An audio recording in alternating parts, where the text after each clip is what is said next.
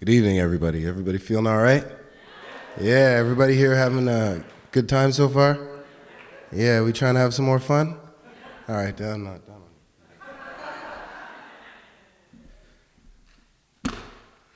So, I like writing about the apocalypse. Figure it's coming someday. I may not be around to see it, so I figure I'll just make up my own version of it in my head, and I'll go from there. Far from Tonka trucks and Rubik's cubes, banana seats and comic books, from hockey cards and Super Balls, Decepticons and Galaga, from summer break and rollerblades, Halloween and candy canes, from tiny tots to baseball gloves, Lickamaid and anime, on a pale horse striding silent with his sickle rides my future. Far from the flush of infatuated cheeks, the embarrassment of the involuntary bulge, from the desire of inclusion, the nervous clasp of clammy hands, the churning dread of acne, and the trepidation of self-doubt, from the gnawing guilt of imagined pressure and the brooding mood of angst, on a pale horse, striding silent, like a silhouetted vision, with his skinless knuckled grip upon his sickle, rides my future. Far from the heated touch of separate souls, the confidence of trust, from gratifying altruism and tongues tracing clavicles, from the intimacy of glance and the euphoria of coital afterglow, far from the platform of uniqueness where individuals stand, from the tides rising between islands on these wondrous waves of incarnation, on a pale horse, striding silent, like a silhouetted vision standing stoic in his stirrups, with his sunken eyes affixed on the skinless knuckle grip of his sickle, rides my future. But as long as I can feel that horse's breath upon my neck, I know that all this just makes me. I know that all that makes me is just an amalgam of interactions. And in the space between myself and my impending altercation with the rider lies a playground of unwavering potential. And as I sit here in this moment, subdivided by my past and what the future holds as chance, I find I'm constantly unearthing. My playground's getting smaller. But I no more fear the rider than the sweat that drips from my forehead as my future is somehow twisting through these rock-encrusted rapids. I will take my place alongside the rider when, on a pale horse, striding silent, like a silhouetted vision standing stoic in his stirrups, with his sunken eyes to fix on the skinless knuckled grip of sickle, rides my future.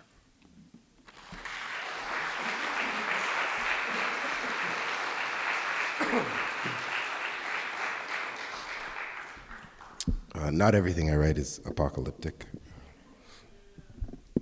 I know, right? Because on a good day, I smile to exude approachability. But if I ain't feeling it, I know it's in futility. Living in the journey out to hone my humility.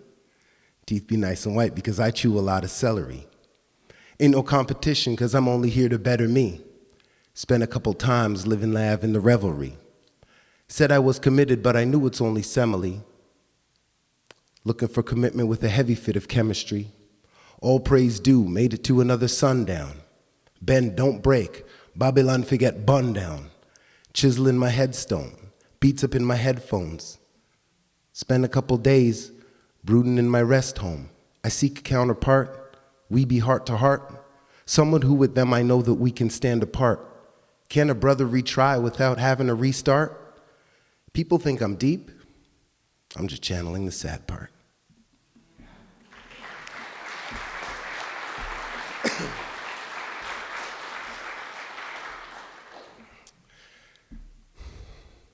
I have a problem. A big problem. A big ego. But after only a few minutes of watching a caterpillar eat, I realized I'm a big idiot. You see, This inflated sense of self-worth is worthless. Many signs can be seen on a daily basis proving that my distinction in the grand dichotomy is minimal at best, insignificant most probably, yet my ego dismisses this as irrelevant and inconsequential, when in actuality I'm irrelevant and inconsequential now. Of the over 7 billion people on this planet, how many actually know me? Well, first of all, I'm unable to conceptualize beyond 7 billion of anything, beyond 55 of anything, actually. Thumbtacks, cars, beautiful women, anything. So to even begin at 7 billion is impossible, and of the 7 billion, no skill am I the best. Lover, fighter, discus thrower, none. Like, how many revolutions have I raised? None. How many songs in the key of life have I sang? I mean, do y'all even know about sweat equity? See? Exactly. How important am I? So, in comparison to my own species, I realized that I'm nothing special. So I decided to try my hand at nature. I said, surely I must have the advantage, but sadly, again, my ego was thwarted by logic and existence. You see, life expectancy in Canada is 89 years, but this does not include cancer, AIDS, genetically modified food, smog, bears, incorrect prescriptions, peer pressure, secondhand smoke, drunk drivers, winter, haters, lightning, police. Need I continue? The white elm will live in excess of 300 years if it is not infected with Dutch elm disease. That's only one thing to worry about.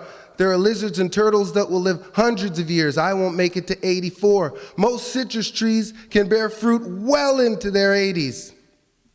There is no way I'm bearing fruit in my 80s, unless it's the dried kind.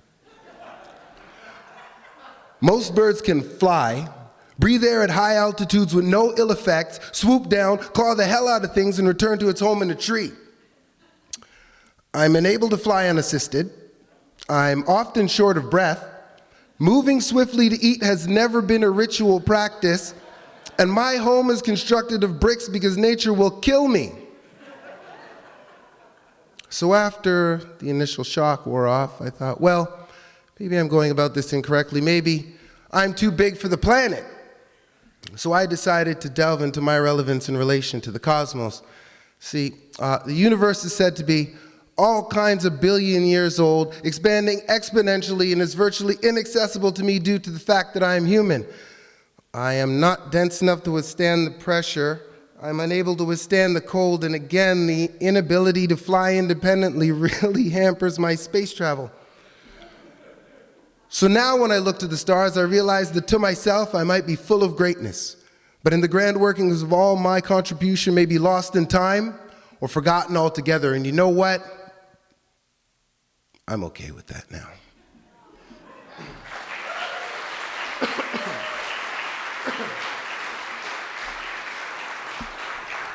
You still having a good time out here? Oh, really, eh? Shit, okay. Let's see if we can change that a bit. They made it for us. They mass-produced it, and they forced it on us. And now we speak it. English. Nothing more than the evidence of 2,000 years of crime. From 1928, when Oxford printed their first dictionary, to 2010, when they printed their last. From 634 AD, when the Germans pushed the English to the Wales side, making anti-disestablishmentarians establish ethics, making kids speak it, holding them back grades if they can't. Canadian kids can't conduct cordial conversations because Cambodian kids can't decipher the difference between theirs and theirs. They're trying to make sense, but it don't make sense because they can't comprehend, plus they're allergic to sense. Anybody can make up words, Google, iPod, Olympics. In most African dialects, there is no word for homeless. I ain't British, so how did I come to speak English? Easy. They made it for us, they mass-produced it, and they forced it on all of us, so now we all speak it. English. Nothing more than the evidence of 2,000 years of crime.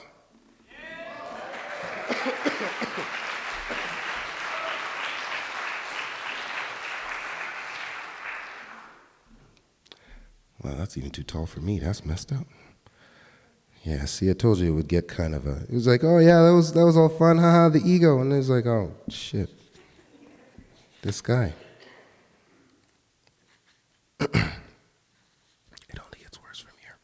The 21st century, 10 commandments of capitalism. To all, my name is money. You shall have no gods above me. Thou shalt not worship graven images, no counterfeiting. Thou shalt not take my name in vain. Do not refer to me as evil money or the devil's dollars. Remember the Sabbath. One day a week you shall go forth unto the stores and spend. Spend. Honor thy mother and thy father. Parents are better for slave labor. They are willing to work longer and harder, for they have something to work for. Thou shalt not kill, but generational genetic disintegration integrated into a local population? Acceptable. Thou shalt not steal, but borrowing for an indefinite amount of time with more resources and manpower behind it? Acceptable. Thou shalt not bear false witness, but manufacturing evidence proving something is true no longer makes it a lie. Thou shalt not covet. Why? When you can have a newer, larger, more expensive version of your own. The prophet of prophet brings these words to your pocket. Now go forth unto the world and bring big business to small countries.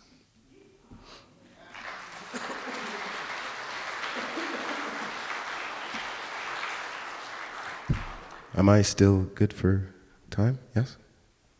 Yeah, I'm going to go ahead and assume that I am. Okay.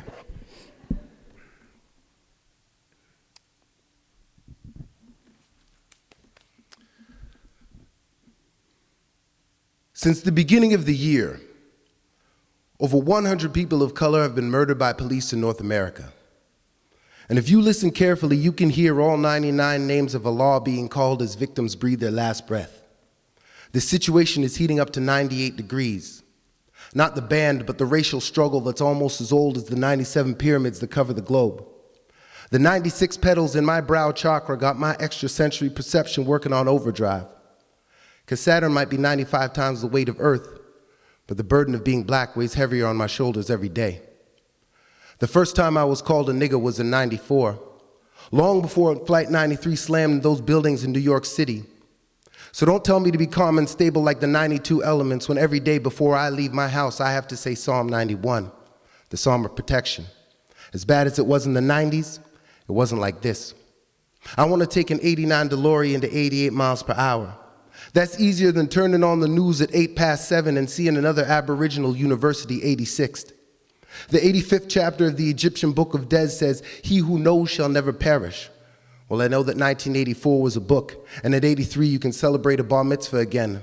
And police pump people full of atomic number 82 lead as they beat down the door on apartment 8E1. I was born in the 80s. Where people fought over 79 Lac DeVilles and danced to records spinning at 78 RPMs. But now, all 77 countries in the UN turn a blind eye to the murder of those who are more Afro than Eurocentric. So I'm not surprised when number 76 PK Subban gets heat for slashing a senator. But you can't get blood from a stone, so we need to retire this racism like real senators do in Ottawa at 75. 74 in numerology is to learn and teach, so if I ever have offspring, I let them know it takes less than 73 seconds for a situation with police to explode like the Space Shuttle Challenger. And when they hear sirens, the heart will probably skip a few of its 72 beats per minute because they probably won't make it to 71 like Socrates did. Copyrights expire after 70 years, and I don't 69. I spent 68 hours memorizing all of Othello's lines, and I don't answer star 67 calls, because I know at any time they can execute Order 66 on my dread-eye brethren, because they don't want us making it to 65. So we got to stay sharp, like a chess player watching all 64 squares on the board, because we only get praise for our anatomy and athletic accomplishments like Michael Jordan scoring 63 with the flu, and I know too many brothers that are 6'2" that eat Skittles and wear hoodies in the wrong neighborhood. But in Canada, we only care about the 61 records Wayne Gretzky holds. These days, brothers need an escort of 60 warriors like King Solomon just to reach Central Park South off of 59th Street. And I don't got enough fingers on my wrist to count the 58 original sins, but I know somewhere on that list is do not kill. So I'm gonna play the background like Wesley Snipes taught me in Passenger 57. Because if your hair's got more than the 56 curls Shirley Temple wore, you probably won't make it to 55. Because I counted all 54 cards in this deck of life, and I know that we can't win. Even if we invest more time than the 53 months the inaugural World War lasted, still over a 52-week period, too many brothers and sisters gonna die. Because they got us living in ghettos, resembling Area 51, constantly harassed by 5-0 on both sides of the 49th parallel. I know all 48 laws of power. I also know the power of an AK-47, but we forget the power of the 46 human chromosomes, the genetic makeup of victims like Tyrone Ryerson, 45, Kevin Davis, 44, Monique Descartes, 43, 42 for Jonathan Paul, 42, 41 shots for Amadou Diallo. So I'm running out of sips to tip out of this 40 ounce. I may not make it to 39. So if I die, adorn my coffin with 38 onks, cry for 37 hours, and dance to enter the 36 chambers by Wu-Tang. A couple years ago, I turned 35. But at 34, I tried to perform 33 miracles like Jesus did. But to do that, I'd have to take 32 forms like Ganesha. Because I ain't trying to rule for 31 years like Pope Pie, nor am I trying to get sold out for 30 pieces of silver. I bet you the next time February has 29 days, still more than 28% of the black population in North America will be behind bars. That's why I know all 27 books in the New Testament, and I swear by the 26 bones in my foot and ankle that I'm gonna live for at least another 25 years. I only rest a few of the 24 hours in a day because I'm not trying to get stabbed 23 times in my sleep like Caesar did, because life is a catch-22.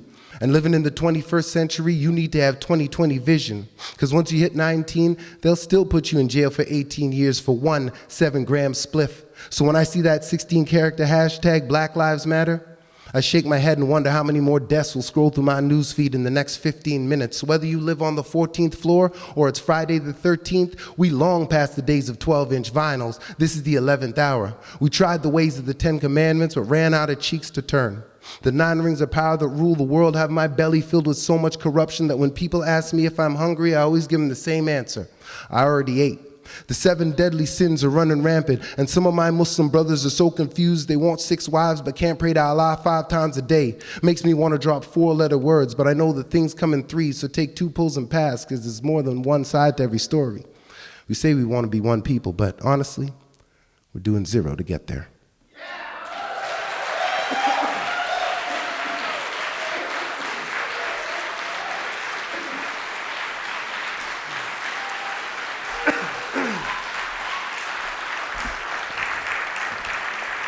Thank you. But the shit ain't done yet.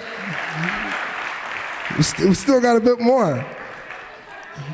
We still got some more. I got some more apocalyptic shit to tell y'all.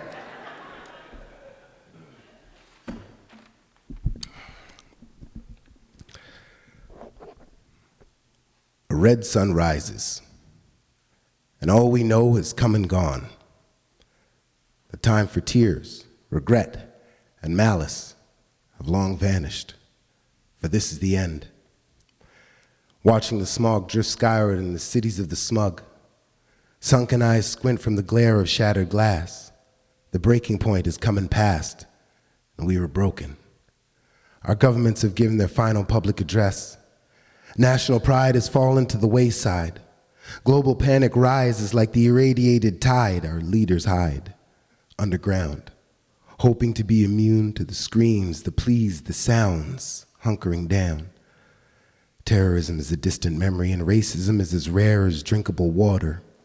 Snowflakes rain green in these soon times unforeseen, for who would predict the destruction of humanity by its own hands? Hands once used to till soil are now spoiled, swapping spades for switchblades, trading sown seeds for needle and thread to sew skin. The future is promising, but the present is bleak. For we are collectively too weak to scratch further than surface deep. Plants sag under the weight of their burden, laboring at the task of renewal, wilting in the face of rotten sunsets, exposing our sores. For a blink in the cosmos we bartered, but civility and humanitarianism tend to last till the last of the food stores run out, scrambling like ants for the few remaining morsels. Oh, how the roaches laugh as we continue to waste when we have nothing waltzing like zombies, sifting through the rubble of our ruined cities. I watch as a palm sings psalms, continuing to sway majestic in the decay. I hear a preacher pleading for forgiveness as 10,000 voices in 10,000 languages hysterically ramble repentance. There is no turning back from this new height of evil we have reached. I watch as the church roof leaks from my lookout on Apocalypse Beach. I was told to listen to the world, but when I focused, all I heard was silence.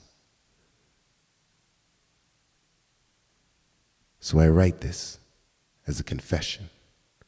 With my few remaining moments, I will erode perception, tear down the fabric of society's attached fundamentals. Each creature creates its own view of the world. It's about derailing the engine, not the caboose. It's about destroying the conqueror, not the community. But some are too afraid to fly. One too many close calls. One too many broken wings. We must open our eyes. We are hallucinating under the perception of control. So to whomever reads this, let not your world find the same fate as ours. We paid for our arrogance with our own destruction.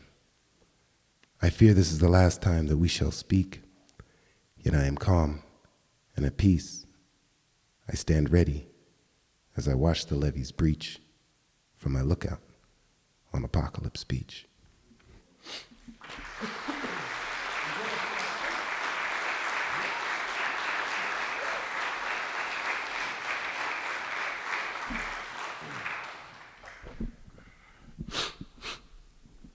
Let's try this. I spent time getting my head right. One too many late nights. Pondering my path, watched moon turn to daylight. Twisted, feeling like the world's getting shifted. Waiting on the train, but the waiting might have missed it. Gifted, placing these words in succession. No attention paid in class, but missed the lesson. Depressing, staring out the window in detention. A 6x8's a whack place for head resting. Drugs and guns, told what I need to rap about. The forecast sunny when I look only the clouds are out. No shadow doubt, found my niche. Swimming with the bigger fish. Praise and accolades a minuscule part of it. Mental stability is really what is killing me. Like everyone, I want it all, but feel I am the villain seen in movies. It's training day, every day. So there's a close attention paid to the words that I say.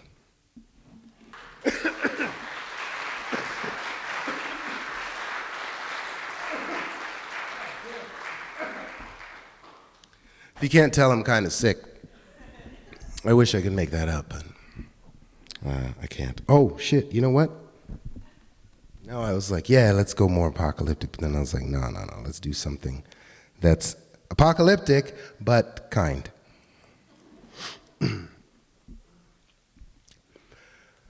What happens when all the faces on the planet have the complexion of dry grass?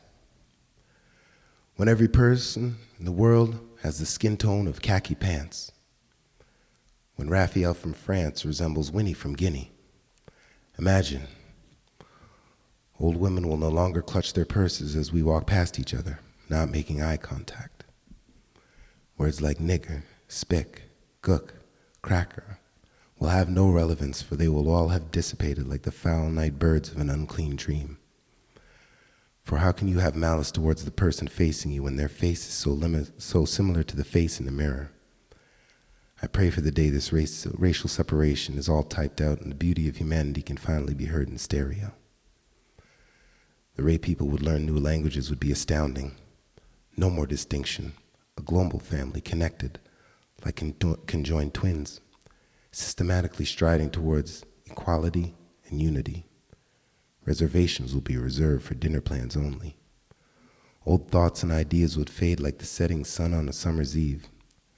Some say this is cynicism, but the powers of acute observation are usually deemed so by those who do not have it.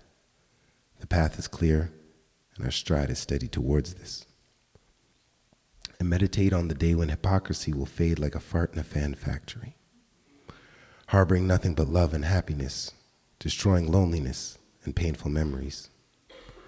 These are the visions that keep me awake. This is the thinking that allows me to get out of bed with a positive attitude and face all the struggles of life will give me willingly. For too long, we have let the waves of the past cloud the possibilities of a brighter future. For now, this can only be seen in dreams, but reality starts in the mind. Some things will take longer than we have. Some will last longer than it takes the oceans of the world to turn to deserts and return again. I know even though I will not be around to see it, I know that day will come. And on that day, we will finally know the meaning of harmony, peace, and affinity eternally. Feel good? Or one more? What do you want? One more?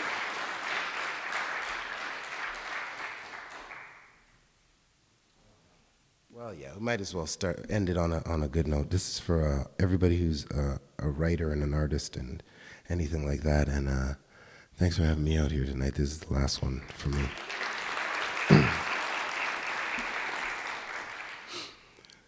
A wise king once declared, "Poets will always be at odds with those in power because to a poet, perfection is always just behind the last corner or beyond the next, escaping the present in dreams of past and future. We are everything from escapists to activists, champions to alchemists, choosing the mantle of honesty and truth, forgoing the mundane to be transcendentalists for those whose mind have not yet been elevated from the fog of contentment. Adversely, those of the ruling class will always fear and hate the wordsmith because a great poet is beyond the most exalted monarch, capable of ripping hearts from breasts when they sing, scribing deadly melodies with their styluses keener than a knife's edge. Those that would oppose fall like ripe grain before their words. So the magnanimous who would be blinded by their own magnificence and choose to make an enemy of a poet be forewarned. Kings die and are forgotten, while a poet's lyrics live evermore." Thank you very much.